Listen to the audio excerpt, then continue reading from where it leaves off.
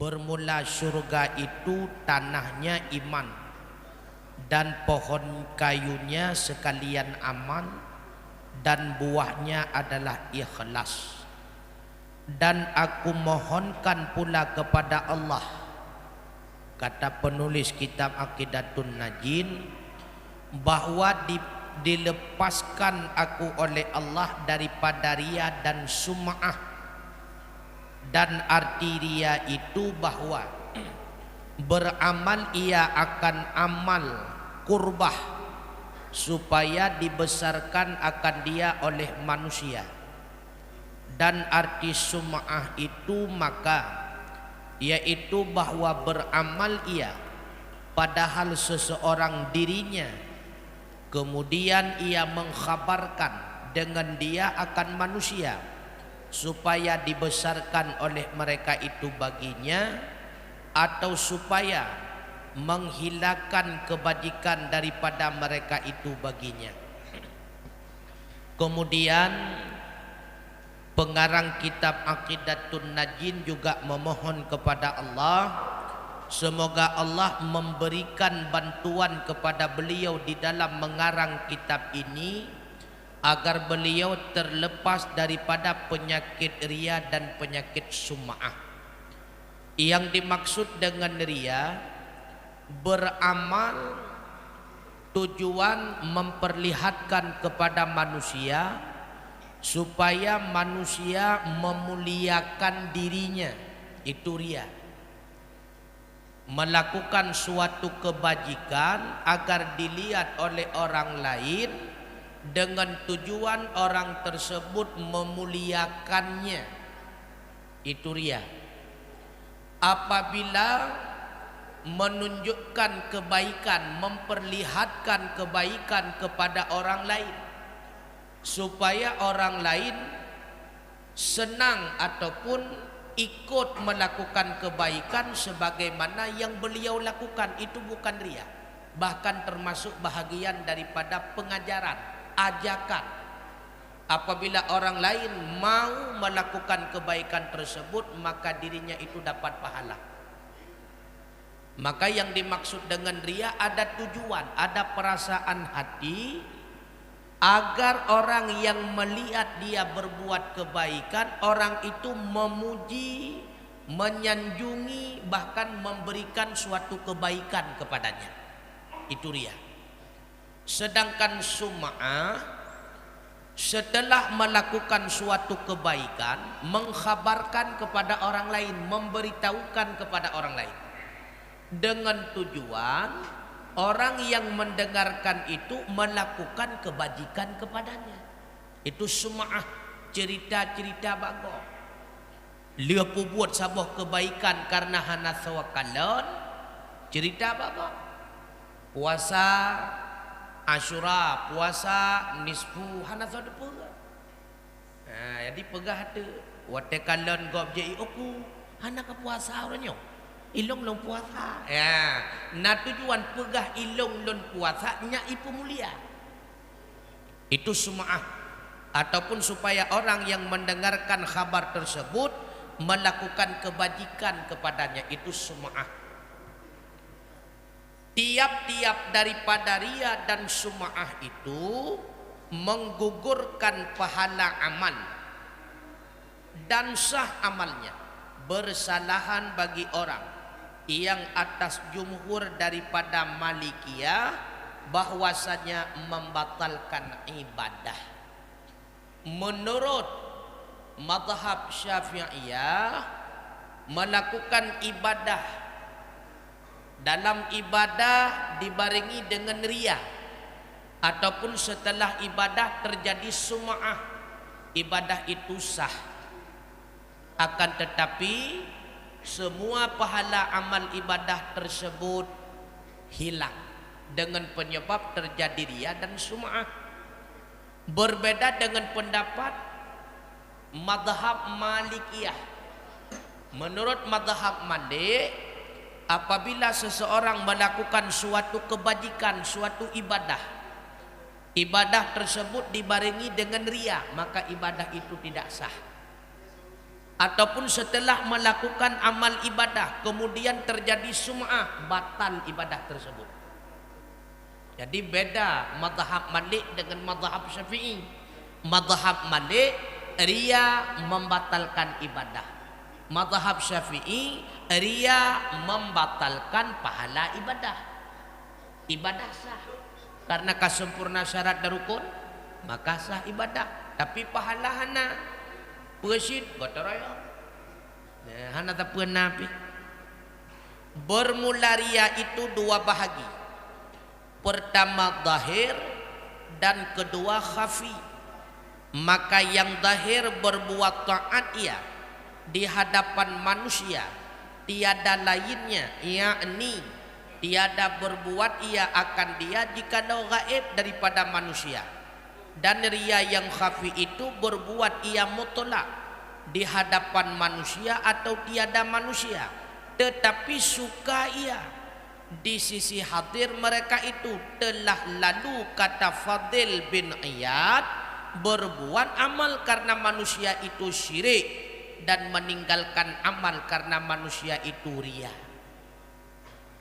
Riya terbagi dua, ada riya zahir, ada riya yang tersembunyi. Riya zahir melakukan suatu kebaikan yang model kebaikan tersebut hanya di depan orang. Apabila bukan di depan orang, maka dia tidak akan melakukan kebaikan seperti itu. Ini termasuk bagi orang yang memanjangkan membaca ayat ketika menjadi imam karena banyak makmum. Menyat semayang tidra kulhu idza nyari zahir. Karena naurung kalau makanya trep kedih sujud. Menyat sidra nya kabeh dua rakaat. Nyari zahir. Nah yang riya khafi, na urang hana urang memang laginya, akan tetapi menyena urang ipu lebih baju tu. Tak menyata ke na urang nyan kamulai berat senang nyo naikkan dah tak ipu lebih baju tu. Yang pada hakikatnya ada orang menyaksikan ataupun tidak ada orang menyaksikan, beliau melakukan kebaikan sama. Cuma ketika ada hadir orang menyaksikan, ya nyan mbak watanya ipoles baju tu. Biasa menyasidro tetap hal ataka sih baca wasyamsi wa duhasyid. Cuma menyasidro hana tak malun biasa menan hal ataka. Yang penting bagah juga. Tapi karena ramai orang hal ataka. Nyori ayo. So yang tepuannya cuma orang yang pubut dan Allah Taala. Kita nyoha kita nilai dengku. Nyan baik langsung nekalan imum laganya ria. Hanjurnya. Ya syu'udhannya kada syadalam. Yang tepat cuma urung pubut dan Allah Ta'ala. Maka ketika kita berbuat kebaikan, kata ulama yang bernama Syekh Fadil bin Iyad, ketika melakukan kebaikan karena manusia itu syirik. Kenapa engkau berbuat kebaikan seperti itu? Karena si pulin itu syirik. Walaupun ada karena Allah, berarti ada dua karena. Karena yang dimaksud dengan syirik menduakan Tuhan.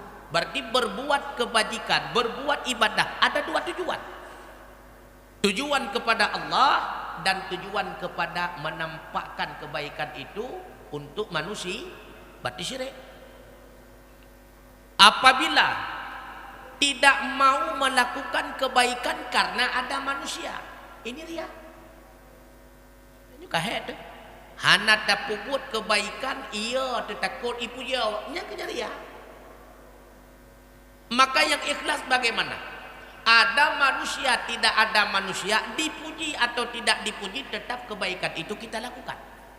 Dipuji tidak merasa terpuji, dihina tidak merasa terhina. Karena selama kita melakukan kebaikan, kita terfokus pikiran ini karena Allah semata. Dipuji tidak merasa terpuji, dihina tidak merasa terhina, nyawa baru ikhlas.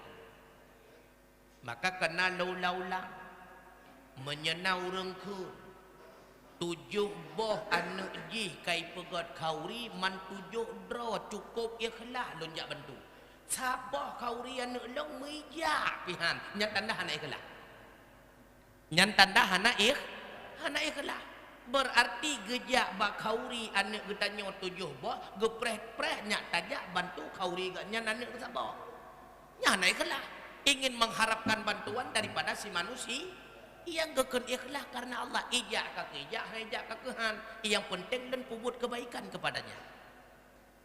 Maka laulang tegatu yang dimaksud dengan ikhlas ketika kita berbuat suatu kebaikan walau dipuji tidak merasa terpuji, andai kata dihina tidak merasa terhina karena yang kita lakukan kebaikan.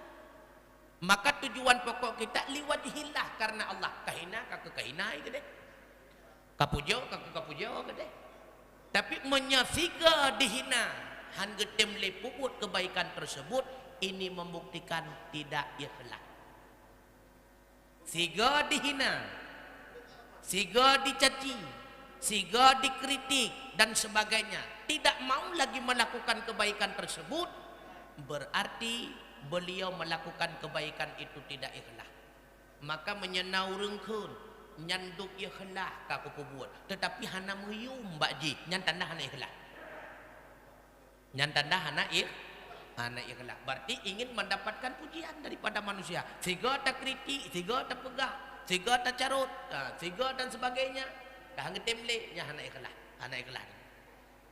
Maka ikhlas itu merupakan pokok utama karena kata Rasulullah innallaha la yaqbalu minal amali illa ma kana khalisan wa mabtagha bihi wajhah. Allah tidak menerima amal seseorang kecuali amalan itu dibarengi dengan keikhlasan. Maka menyahana ikhlas anatung oleh Allah Taala nyoku penyebab yang dilihat oleh Allah amal kebaikan kita bukan banyaknya berbuat, tetapi kualitas daripada amalan kita sekalipun sedikit ketika kita berbuat.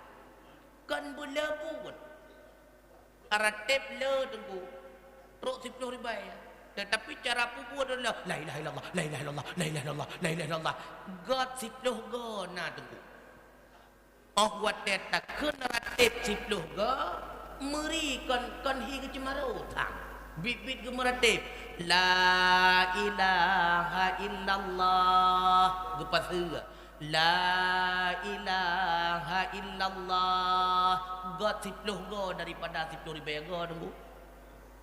Yang penting kualitas bukan kuantitasnya, kualitasnya yang dilihat oleh Allah.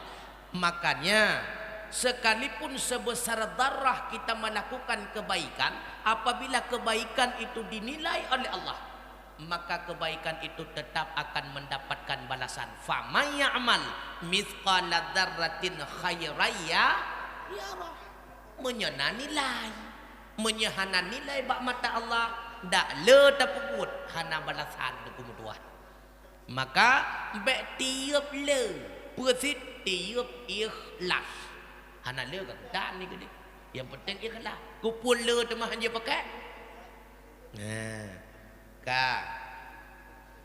Kemudian bermula ikhlas bahwa diafiahkan oleh Allah akan dikau daripada kuatnya, maka barang siapa adzam ia akan ibadah, maka meninggalkan ia akan dia karena takut akan manusia, maka yaitu riya, melainkan bahwa meninggalkan ia akan dia karena hendak berbuat ia akan dia di dalam khulwah, maka yaitu sunnah. Ketika kita melakukan amal kebaikan dibarengi dengan ikhlas, tentu Allah akan mengafiahkan kita. Maka jangan meninggalkan kebaikan itu karena manusia, kecuali kita meninggalkan amal ibadah ingin melakukan pada tempat yang sunyi, itu sunnah. Buat ibadat buat tempat-tempat sunyi nya sunnah tunggu. Pakon sunat karena lebih kepada khusyuk. Ketika tapubut ibadah buat tempat sunyi lebih kepada khusyuk. Makanya salat di dalam pasar hukumnya makruh. Tengah tak tumayang, tengah dengar buat ruang. Harum kun buat ruang lambat dihandu. Capli, kacapli lambat dihandu. Maka ibadah apalagi salat pada tempat yang sunyi itu hukumnya sunnah. Hana tak tumayang lagi tanya kan karena na urang kalan. Rupanya na tempat lain yang lebih sunyi nyan ada masalah. Tapi bet salah mufhum yo. Bet na rencana dalam puasanya jalan le ke dia puasa dia rumah hendak. Nya bet salah dengar yo. Nya hana pernah elon. Nya ibadah pada tempat tu ni kan yo ya di mapa ke dalam le kon ana lu yo ya. Ka. Dan aku pohonkan kepada Allah bahwa melepaskan ia akan daku daripada jatuh di dalam tipu daya syaitan yang kena rajim, yakni yang kena tolak daripada rahmat Allah Ta'ala. Dan syaitan itu anak iblis seperti barang yang diriwayatkan daripada Nabi SAW. Iblis itu abu syaitan, yakni iblis itu bapa syaitan. Seperti bahwa Adam itu adalah bapa bagi segala manusia. Bermula berseteru antara jin dan manusia itu perang daripada berseteru antara dua bapa, yaitu berseteru iblis dan Adam. Seperti firman Allah Ta'ala, inna syaitana lakum adu fattakhiduhu aduwa. Sesungguhnya syaitan bagi kamu itu musuh, maka jadikan olehmu akannya itu benar-benar sebagai musuh. Lalu pengarang kitab Aqidatun Najin juga memohon kepada Allah, mudah-mudahan Allah Ta'ala melepaskan beliau daripada tipu daya syaitan. Artinya tujuan semata-mata mengarang kitab ini karena Allah. Jangan sampai ada tipu daya syaitan tujuan yang lainnya. Syaitan musuh indatu getanyo. Karena syaitan dengan getanyo jut ke musuh diawali manduwadra urung si. Urang si syaitan iblis, urang si getanyo Adam. Artinya manusia pertama Adam, syaitan pertama adalah iblis. Permusuhan iblis dengan Adam maka terbawa sampai sekarang wujud dalam kejadian permusuhan syaitan dengan kita keturunan Adam. Maka memusuhi syaitan ke getanyo nyan musuh bebuyutan. Makanya kepingat bak getanya oleh Allah Ta'ala, inna syaitana adu buta yakin syaitan yang musuhnya baik tak mengon fattakhidhuhu aduwa, maka senantiasa engkau jadikan dia itu sebagai musuh. Maka orang yang mengon syaitan nyan sama dengan orang nyan hana getut sawat musuh. Maka musuh dia jadikan teman. Ketika demikian terjadi pasti akan wujud kejadian teman akan menjadi musuh. Menyengan syaitan temangan tengku nyengan manusia lejut ke musuh. Maka tegak-tegak siapa mereka yang berteman dengan syaitan? Itulah orang